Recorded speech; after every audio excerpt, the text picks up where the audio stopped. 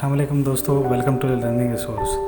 दोस्तों, आज हम एक बहुत famous book the intelligent investor के बारे में बात करते हैं और जानेंगे कि एक अच्छा इन्वेस्टर क्या होता है और कैसे एक अच्छा इन्वेस्टर बनता है। दुनिया में जितने भी इन्वेस्टर्स हैं सब ने तकरीबन ये किताब लाजमी पढ़ी होगी। इवन वॉरेन बफी ने भी कहा है कि मेरे सक्सेस के पीछे इस किताब का बड़ा हाथ है, यानी वो अपनी सक्सेस का क्रेडिट इसी किताब को देते हैं।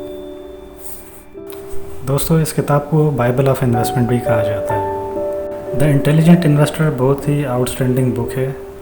इसको पढ़े बिना शायद ही कोई इन्वेस्टर एक सक्सेसफुल इन्वेस्टर बन सकता है। दोस्तों, इस किताब को पढ़ने में एक दिक्कत ये आती है, जब कोई भी इस किताब को पढ़ता है तो उसको बोरिंग लगती है, क्योंकि इस किताब में कुछ ऐसे पॉइंट्स हैं जो आपको समझना है, इस और कुछ पॉइंट्स टिपिकल टाइप के हैं।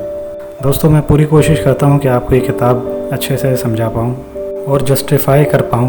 कुछ ही देर में आप इस किताब की समरी को अच्छे तरीके से समझ जाएं और एक्चुअल में इस बुक में ऐसा है क्या जो एक अच्छे इन्वेस्टर का समझना बहुत ज़रूरी है। दोस्तों, अगर आप मेरी बात को ध्यान से समझते हैं तो ये किताब आप आराम से समझ पाएंगे। इस किताब में जो पहली बात बताई गई है वो इन्वेस्टमेंट की डेफिनेशन और एक इन्वेस्टमेंट क्या होती है इस बारे में बताया गया है।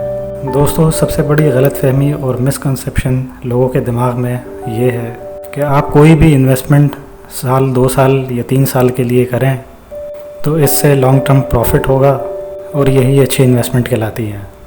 दोस्तों, ये बात बिल्कुल गलत है और दरअसल ऐसा कुछ भी नहीं होता।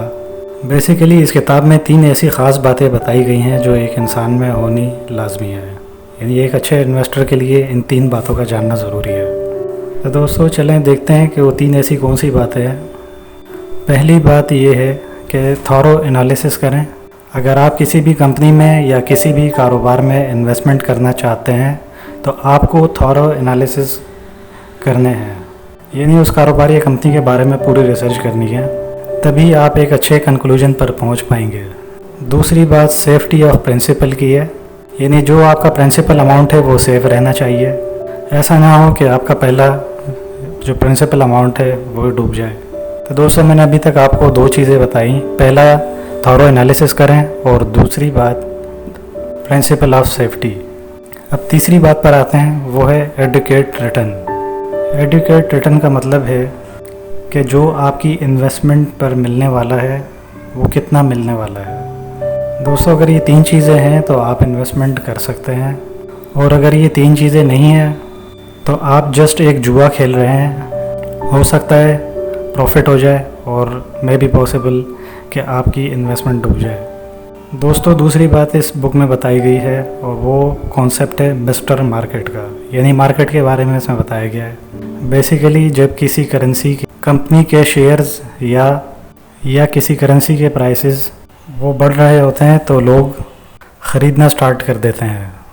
लोग ये देखते हैं कि मार्केट में शेयर के प्राइस बढ़ रहे हैं तो वो शेयर को ख़रीदना शुरू कर देते हैं, जबकि बढ़ती मार्केट में अल्टीमेटली लोगों का नुकसान होता है, क्योंकि मार्केट लगातार बढ़ती और घटती रहती है और अलग अलग रंग दिखाती है।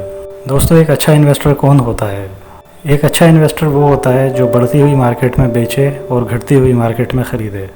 दोस्तों, जब मार्केट बढ़ रही होती है तो उस टाइम आपको अपने शेयर्स जो हैं बेच देने चाहिए, और जब मार्केट घट रही हो तो वही सही टाइम होता है आपका कि आपको बाइंग करनी चाहिए। दोस्तों, मैंने अभी तक आपको 3 बातें बताई हैं, thorough analysis, safety of principal और एडवोकेट रिटर्न। दोस्तों, इन तीनों बातों का ध्यान रखना है। अगर ये इन्वेस्टमेंट के अंदर शामिल ना हो तो आप बजाय इन्वेस्टमेंट के एक तरीके की गैम्बलिंग कर रहे हैं। दोस्तों, इस बुक की बहुत इंटरेस्टिंग बात ये बताई गई है कि इसमें इन्वेस्टर की क्लासिफिकेशन, यानी उनकी टाइप्स बताई गई हैं। 3 तरह के इन्वेस्टर होते हैं। नंबर 1 डिफेंसिव इन्वेस्टर, दूसरे एंटरप्राइज इन्वेस्टर और तीसरे हाइब्रिड इन्वेस्टर। डिफेंसिव इन्वेस्टर बिल्कुल भी लॉस बर्दाश्त नहीं कर सकता। दूसरी बात इसमें ये होती है कि ये रिसर्च भी नहीं कर सकता, क्योंकि रिसर्च को ज़्यादा टाइम देते नहीं है। ये बहुत कम रिस्क लेते हैं और जल्दबाज भी बहुत ज़्यादा होते हैं। अब बात करते हैं एंटरप्राइज इन्वेस्टर की। ये ज़्यादा रिस्क लेने वाले होते हैं, इनकी रिसर्च भी काफ़ी डीप होती है। ये बहुत सब्र वाले होते हैं और अपने ऊपर बहुत ज़्यादा यकीन करते हैं और लॉन्ग रन में हमेशा एंटरप्राइज इन्वेस्टर ही विन करेंगे। तीसरा है हाइब्रिड इन्वेस्टर। दोस्तों, जैसा कि हम जानते हैं हाइब्रिड का मतलब होता है मिक्सचर। तो हाइब्रिड इन्वेस्टर, डिफेंसिव इन्वेस्टर और एंटरप्राइज इन्वेस्टर, इन दोनों की थोड़ी थोड़ी क्वालिटीज़ इसमें होती हैं। ये ना इधर के हैं ना उधर के, और कभी भी कुछ भी करने के लिए तैयार हो जाते हैं। ये लोग फेसबुक, व्हाट्सएप और दीगर मार्केटिंग चीज़ों से आइडियाज़ लेकर इन्वेस्टमेंट करने के लिए तैयार हो जाते हैं। ये हमेशा बिलो द एवरेज कमाते हैं और कभी भी लाइफ में आगे नहीं बढ़ पाते। तो दोस्तों, आप कभी भी हाइब्रिड इन्वेस्टर ना बने। दोस्तों, इस किताब में बहुत इंटरेस्टिंग स्ट्रेटजीज़ बताई गई हैं और लोग इन्हीं वजह से इस किताब को ख़रीदते हैं। अगर आप इन स्ट्रेटजीज़ के बारे में जानना चाहते हैं तो मुझे वीडियो में कमेंट करके ज़रूर बताएं। तो इन स्ट्रेटजीज़ पर मैं एक वीडियो बना दूंगा। दोस्तों, इसके साथ ही मुझे इजाज़त दीजिएगा। मेरे चैनल को लाइक, शेयर, सब्सक्राइब ज़रूर करें। अपना ख्याल रखिएगा। अल्लाह हाफ़िज़।